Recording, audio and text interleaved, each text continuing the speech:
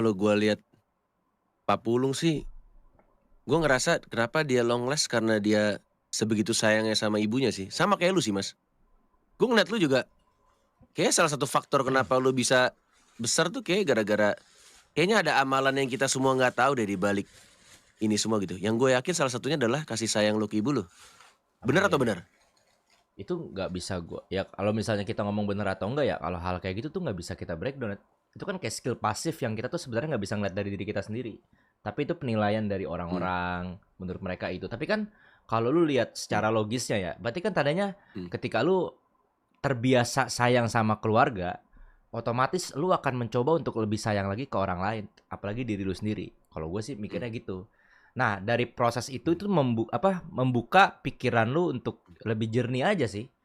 Kalau gue selalu mmm. mikirnya kayak gitu. Jadi kalau misalnya ya sama orang tua udah pasti nggak, itu kayak skill pasif yang harusnya kita sebagai anak sebuah kewajiban nggak sih di luar orang tua kita kayak gimana?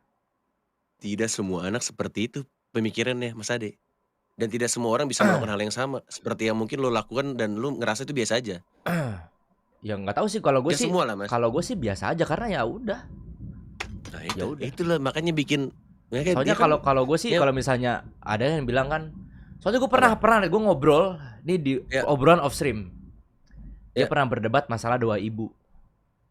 mhm, Kalau doa ibu kenapa itu tuh? ada, ini gue nggak tahu sih Mmm, jauh lah gimana gitu. Kalau doa ibu ada, kenapa mmm, anaknya suka ngelawan tapi dia bisa sukses? Lu di luar itu istidroj atau gimana gimana ya? mmm. Berarti kan tandanya kan doa yang ibu doakan itu kan tidak selalu langsung dijabah kan, tapi kan proses step by step. Oh iya betul betul Siapa tahu dari betul dikasihnya dia kelebihan kayak rezeki dan lain-lain itu adalah ujian heeh, dia sebagai anak ya kan? betul Nah, betul betul betul betul betul makanya betul itu kan, betul makanya itu kan kita nggak betul pernah betul. tahu net, makanya gue nggak pernah mikirin itu karena kita nggak pernah Mmm. tahu sebenarnya ini semua ujian atau apa gitu. Ya gue Nah pernah ngobrol soal itu. tapi kalau lu udah masuk ke ranah soal ujian, ya kita mah hidup di dunia semuanya ujian dong, Mas.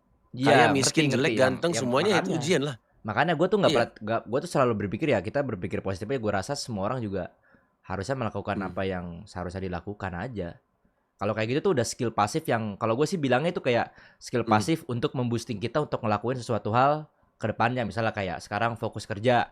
Berarti pas kerja mhm, itu kan diiringi sampai misalnya nanti gajian gue ada pikiran nanti gue pengen mhm. beliin emak gue ini. Itu kan kayak udah terbiasa gitu. Terbiasa di Tapi kepala gue.